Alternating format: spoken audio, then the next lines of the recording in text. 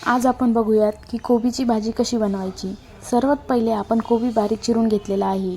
आता गॅसवर कढई ठेवून त्यात तेल, जिरे, मोहरी, बारीक चिरलेला लसूण, मिरचीचे तुकडे टाकणे। नंतर त्यात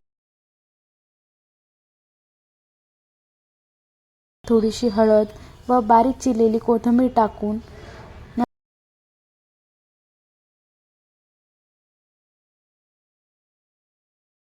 नंतर त्यात कोबी टाकणे व त्या भाजीला एकजीव करून घेणे। नंतर त्यात चवीनुसार मीठ टाकून पुन्हा मिक्स करणे व नंतर त्यावर झाकण ठेवून त्या झाकणात थोडं पाणी टाकून ठेवणे। नंतर थोड्या वेळाने झाकण काढून पुन्हा एकजीव करून घेणे। अशा प्रकारे आपली भाजी तयार आहे।